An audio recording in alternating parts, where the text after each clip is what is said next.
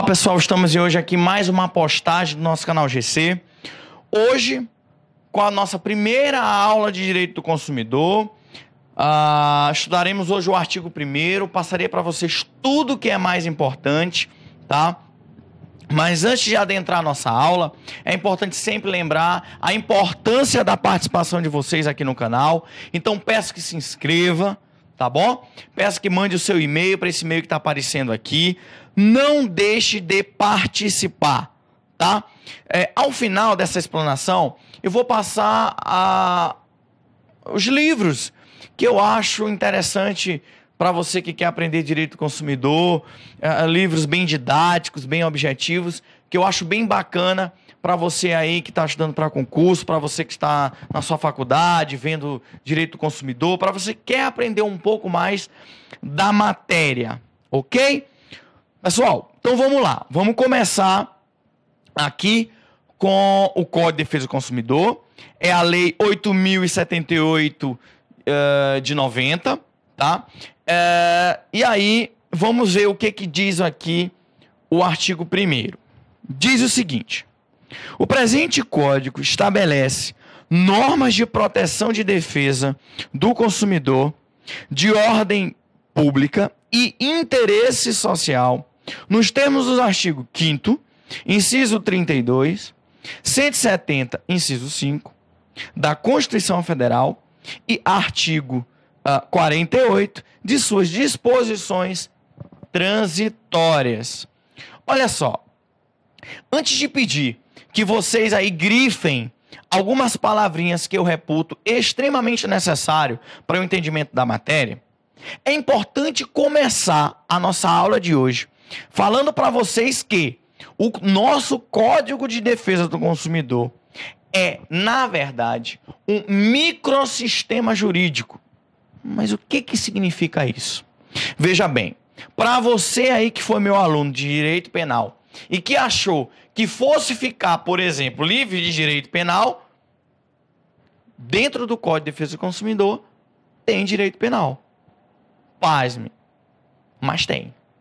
Olha, tem também civil, administrativo, a parte de tutela coletiva.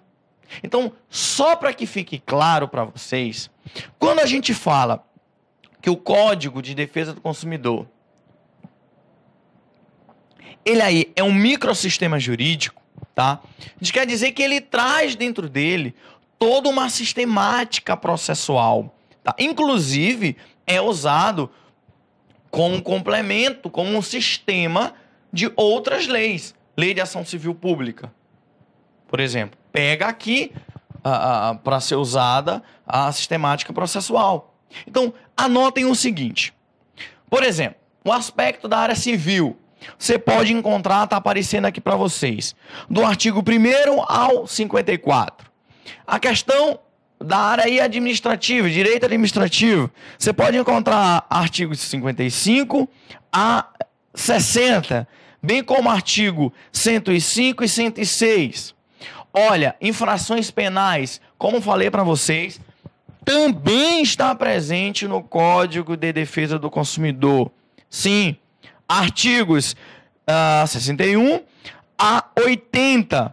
E no que tange ao regramento das tutelas coletivas, nós temos aí artigos 81 a 104, complementando todo esse microsistema, tá? Um microsistema multidisciplinar que eu comentei com vocês. Bem, após esse introito, é importante falar para vocês que o Código de Defesa do Consumidor, ele vai regular uma relação jurídica entre duas partes, dois polos, em que uma das partes, elas não estão em pé de igualdade. E aí, o artigo 1º, o legislador já faz questão de logo de início dizer isso para vocês. Quer ver? Olha lá, grifem aí, ó. O presente código estabelece normas de proteção de defesa de quem? Do consumidor. Então, o código ele foi estabelecido para a proteção de alguém. E se está protegendo alguém, é porque esse alguém está em uma posição de desigualdade. Então você vai tratar os desiguais de maneira desigual para que você possa igualá-los. Já ouviram falar sobre isso, tá? Olha, tratar os iguais de forma igual, desigual de forma desigual, na medida de suas desigualdades, não é isso? Pois é. Então aqui, logo no artigo 1º de cara, você precisa entender que há aí uma relação jurídica em que uma das pessoas não estão em pé de igualdade. E é por isso vocês vão entender aí mais para frente de algumas aulas, o porquê de pedir para que vocês grifassem isso, o quanto é importante isso aí, tá bom? Olha, mais duas palavrinhas, mas na verdade duas expressões, é extremamente importante que vocês grifem. Grifem aí ordem pública e grifem interesse social. Vamos aí por partes. Vamos começar por ordem pública. O que quer dizer uma norma de ordem pública? Bem, a norma de ordem pública significa que ela tem algumas peculiaridades. Por exemplo, ela pode ser decretada, ela pode ser conhecida de ofício, ela não opera preclusão, ela pode ser revista a qualquer tempo. Não à toa que, além de ser de ordem pública, alguns doutrinadores a chamam de norma de observância obrigatória ou norma cogente. Vocês também podem encontrar aí com esses nomes. Então, só para você ter uma noção, o juiz, se estiver diante de uma cláusula abusiva, ele de ofício decreta ela nula de pleno direito, tá? Se estiver diante, aí um exemplo, você imagina um contrato de consumo em que estabelece que o consumidor, para interpelar judicialmente, mover uma ação contra aquele fornecedor, imagina aí que o consumidor mora no Maranhão, ele precisa ir ao Rio Grande do Sul entrar na justiça de lá, porque a empresa é de lá. Você imagina aí uma empresa qualquer. Você imagina todo consumidor saindo do Maranhão para indo lá para o Rio Grande do Sul. Você imagina aí. Então, nitidamente, isso é um abuso. Tá? Um abuso que precisa ser contido pelo Código de Defesa do Consumidor. E por ser uma norma aí cogente, o juiz poderá de ofício, tá, estar avaliando isso. Outro exemplo, inversão do ônus da prova.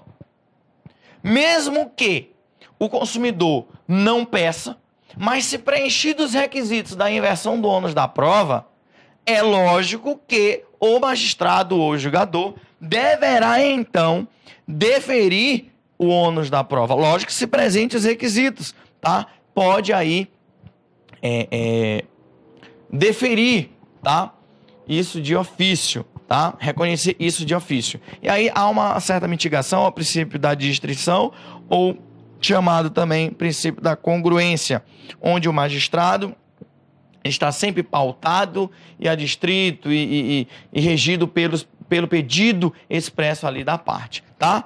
Então, por ser de norma de ordem pública, tem todos esses efeitos. E aí, dar uma maior proteção ao consumidor, que é aí a parte vulnerável dessa relação.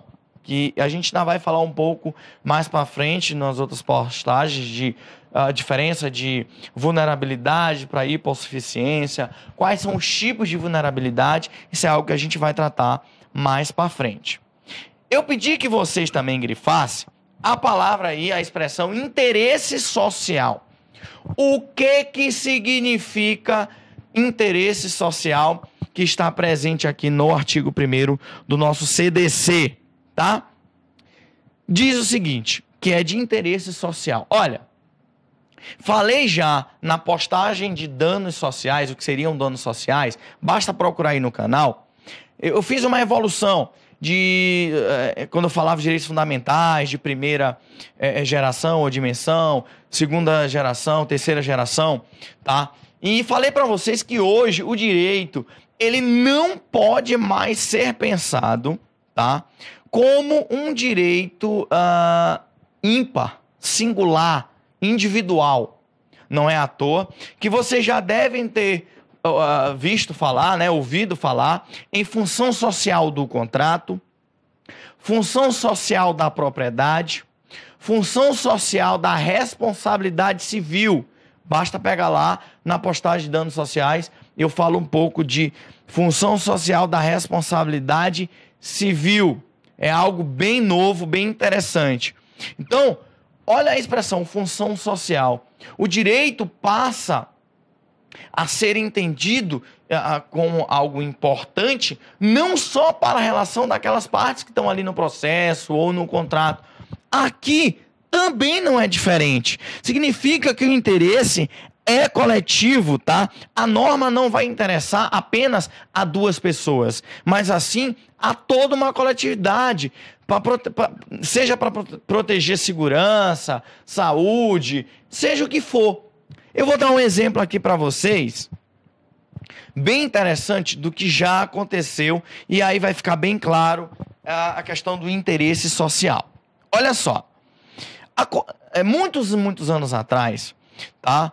Com o lançamento aí do aparelho de micro-ondas, tá? Era algo bem desconhecido e tal, algo bem novo aí no mercado de consumo, tá? O que aconteceu? Uma senhorinha foi lá, comprou esse micro-ondas e aí ela toda vez esquentava lá o seu chá, esquentava lá no aparelho, esquentava lá a sua sopa, seu chá das 5, enfim, ela percebeu a grande utilidade, aí é sem dúvida uma grande utilidade, que o aparelho tinha. Ela ia lá, programava, em pouco tempo aquela substância estava quente. Aquilo que ela colocava ali dentro estaria bem quente, tá? Só que essa senhorinha aí, essa idosa, ela tinha um bichinho de estimação. E aí, um certo dia, o que ela fez? Deu um baita de um banho no gato, né, seu bichinho de estimação. E aí, meio que impaciente, teve uma brilhante ideia. Sabe o que ela fez? Exatamente isso que você deve estar imaginando. Ela pegou o bichinho, tá? Todo encharcado, todo molhado, e colocou dentro do aparelho. Programou lá, tá? Pô, vou programar aqui 5 minutos, ele vai estar bem sequinho, vai estar bem bacana, e eu não vou perder tempo secando o meu bicho de estimação. O gato, sabe o que aconteceu? Explodiu dentro do micro-ondas. Acredite se quiser. Você deve estar imaginando, poxa, meu Deus, que loucura, como é que alguém pode fazer isso? Pessoal, quando se fala de consumidor, ele não é obrigado a saber. O fornecedor tem que informar, tem que dar informação. E isso é um dos deveres anexos, a gente vai estudar isso, decorrente da boa-fé objetiva, que deve reger os contratos. Principalmente os contratos de consumo. Aquela idosa não era obrigada. O produto era um produto novo, ainda que não fosse. Deve o fornecedor dar todas as informações para proteger o consumidor. Pois é, sabe o que aconteceu? A partir desse fato, ela ganhou uma indenização e tal. E aí, todos os aparelhos, o manual de instrução de diversos aparelhos, não só do micro-ondas, passaram a vir com o símbolo no PET. No PET. Símbolozinho lá do animal, cortado no meio, aquela rodinha. Parece besteira, mas isso mudou a maneira de se estabelecer a confecção de manuais de instruções de aparelhos. Aí você perceba que em uma relação de consumo, olha, tudo que interferiu em todo o mundo, tá? Nos manuais de instrução, tá? Então você perceba o porquê que o artigo 1º, ele já começa a te falar que interesse social tem dentro da norma. O porquê que essa norma, além de ser uma norma de ordem pública, ela é uma norma de interesse social, tá bom? Eu só peço cuidado com uma súmula, tá? Do STJ. É a súmula 381, tá? Tá aparecendo aqui para vocês e vamos ler junto aqui. Olha só. Diz o seguinte: nos contratos bancários é vedado ao julgador conhecer de ofício da abusividade das cláusulas. Pessoal, infelizmente, aqui uma vitória dos bancos, né? Infelizmente, você percebe que o entendimento do STJ é no sentido de que não pode o julgador conhecer de ofício, tá? A abusividade de cláusulas em contratos bancários. E aí, isso é muito criticado por inúmeros doutrinadores, porque a gente acabou de estabelecer, está claro no artigo 1º, que o artigo 1º fala, né, que as normas de direito do consumidor são normas de ordem pública, de observância obrigatória, e pode então, como as normas de ordem pública podem, o magistrado pode conhecer de ofício. Mas aqui há uma exceção. Não esqueçam a súmula 381, tá? E aí se tem as maiores justificativas que se pode dar, que é o quê? Você imagina que eu tenho um contrato com um banco e aí eu vou discutir um direito que eu entendo ter naquele contrato bancário, tá? E aí seria um absurdo o magistrado, diante daquele contrato, verificando que existe cláusulas abusivas, ele, em razão da parte não ter feito o pedido expresso, ele de ofício ir lá e declarar a nulidade daquelas cláusulas, se não é a matéria ali do pedido e tudo. Eu não vejo problema, acho que se a norma é de ordem pública, não vejo problema algum o juiz analisar aquilo ali e já declarar para uma maior proteção do consumidor. Mas, em todo caso, não esqueça, é norma de ordem pública, porém, há essa exceção nos contratos bancários, na súmula 381 do STJ, em que não é possível que o magistrado ou julgador, de ofício, ele reconheça a abusividade dessas cláusulas nesse caso. Infelizmente, aí é uma derrota do consumidor, mas é o que prevalece, tá? No entendimento do STJ, e é preciso respeitar, e isso é aplicável no dia a dia, certo? Olha só, se você verificar aí, na continuação da leitura do artigo 1º, você vai verificar menções à nossa Constituição, tá? Você vai verificar que o artigo 1º, ele faz algumas menções a artigos da nossa Constituição, bem como o artigo dos atos de disposições transitórias, constitucionais transitórias, que é a DCT. Veja bem, não se espante se todo livro que você pegar hoje de direito, seja direito sanitário, seja direito ambiental, seja o que for, tá? Direito penal, direito civil, você pode ter certeza que um dos primeiros capítulos, antes de adentrar na matéria, será direito sanitário à luz da Constituição, direito agrário constitucional, direito penal constitucional. Sabe por quê, pessoal?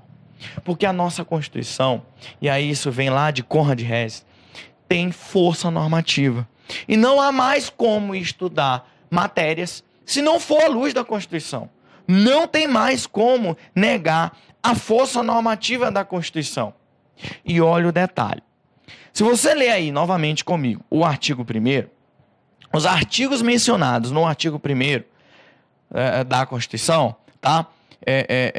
Mencionados pelo artigo 1º e citados aqui, você vai ver, nos termos do artigo 5º, inciso 32, artigo 170, inciso 5, da Constituição Federal e artigo 48 das disposições transitórias, que é a DCT. Vamos por partes aqui. Artigo 5º, inciso 32. Pessoal, veja bem. Aqui, tá? Foi elevado, foi estabelecido, na verdade, o patamar de direito fundamental da nossa matéria, que é a que a gente está estudando. Ou seja, direito do consumidor é direito fundamental. E tudo que vocês aprenderam aí para direito fundamental é aplicado aqui. Quer ver um exemplo? Professor, uma norma lá de direito do consumidor estabelece uma proteção. É cláusula pétrea? Sim. Está lá no artigo 5º, é direito fundamental. Vocês estão lembrados de proibição do não retrocesso?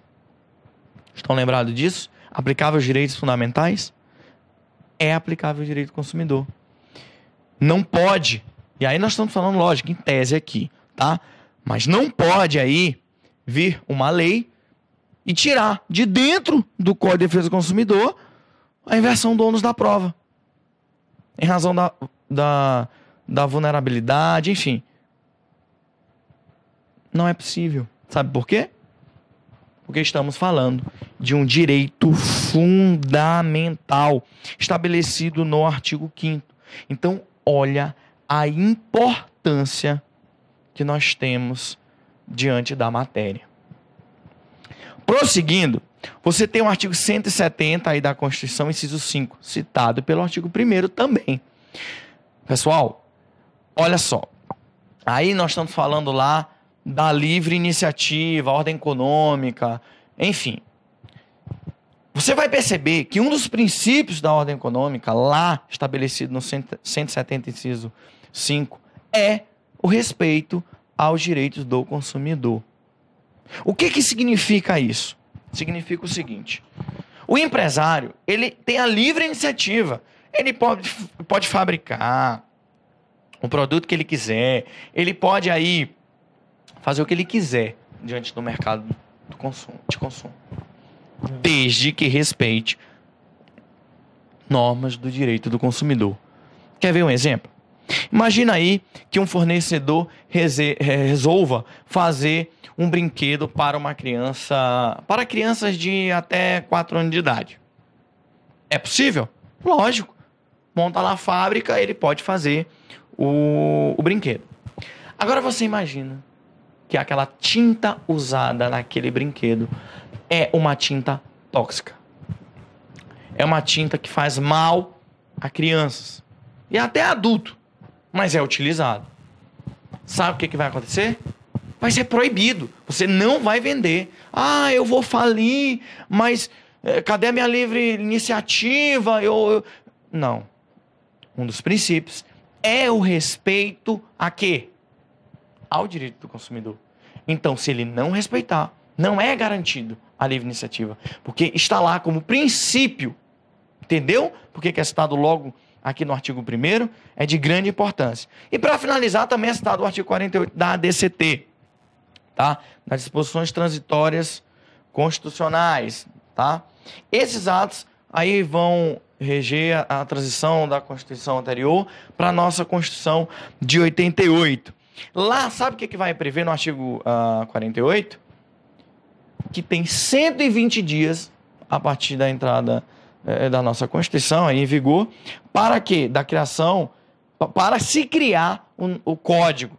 Então, a Constituição, na DCT, na verdade, estabeleceu 120 dias para se criar, então, o Código de Defesa do Consumidor. Olha, após somente 2 anos que foi criado, esse prazo não foi respeitado. Mas, em todo caso, sabendo como é aí a lentidão, a burocracia da criação das nossas leis, pelo menos está aí o nosso código. tá? Mas ele não foi criado nos 120 dias, somente após aí 2 anos, tá? Da nossa Constituição, tá bom?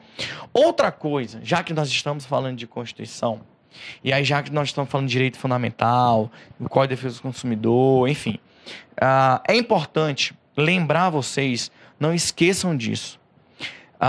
Se é direito fundamental, é importante vocês lembrarem a aplicação, tá, de direitos fundamentais, tá? Na verdade, a eficácia desses direitos fundamentais para as relações privadas. É o que a gente chama aí de eficácia horizontal dos direitos fundamentais, tá?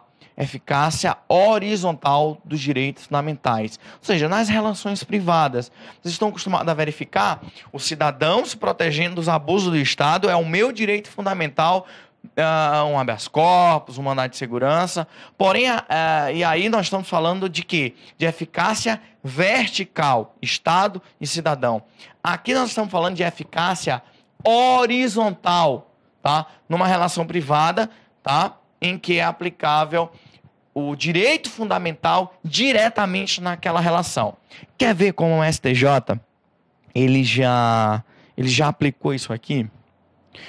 Eu já vou logo, já está aparecendo aqui para vocês, ó, HC número 12547 do STJ, tá? Olha que interessante esse julgado. Era um consumidor que simplesmente ele não sei por que motivo, acabou se endividando e aí não pagou mais as prestações do seu veículo. E aí ele já tinha uma dívida de R$18.000, tá? Em 2 anos, essa dívida que já era de 18 mil, saltou para R$70.000. Pasmem, em 2 anos, saltou de 18 mil para mais de R$70.000, tá? É o que a gente chama aí de superendividamento, através de juros e tudo. Você pode dar uma pesquisada lá no Google que você vai verificar. Sabe como é que decidiu o STJ em relação a isso aqui? Ele pegou o princípio da dignidade da pessoa humana e disse: não, isso aqui não é digno. Ele não pagará jamais essa dívida. Ele não sairá jamais do que está aqui. Ele está preso. E isso não é digno. Olha a Constituição. Olha, dando eficácia a esses direitos fundamentais em uma relação que não é vertical, mas sim horizontal. Então não se esqueça que aqui está o exemplo da aplicação do direito fundamental na relação entre particulares, porque o direito do consumidor é um direito fundamental. Nunca se esqueçam disso. Tudo bem? Olha, só para finalizar, é importante falarmos o quê? Falarmos de situações anteriores ao CDC, ao Código de Defesa do Consumidor. Como assim, professor? Olha só. Existem alguns contratos, algumas situações que elas foram realizadas, confeccionadas, ou seja, o ato jurídico perfeito, a constituição daquela relação jurídica, ela foi feita anterior ao CDC. E aí se pergunta, veio o CDC, é aplicável então a esse contrato, a essa relação que é anterior ao Código de Defesa do Consumidor? Não, pessoal, não é aplicável, tá, aos contratos, às relações que são anteriores ao Código de Defesa do Consumidor. Não é aplicável, então, o CDC, tá? Então, nessas situações, nesses contratos que são anteriores ao nosso código, a entrada do nosso código em vigor, não é aplicável a esses contratos, o CDC, tá bom? Porém, atenção, tá? Atenção. Existem alguns contratos que, apesar de terem sido assinados, confeccionados em um momento anterior ao Código de Defesa do Consumidor, ele tem algumas características, tá, que faz uma exceção aqui, estabelece uma exceção.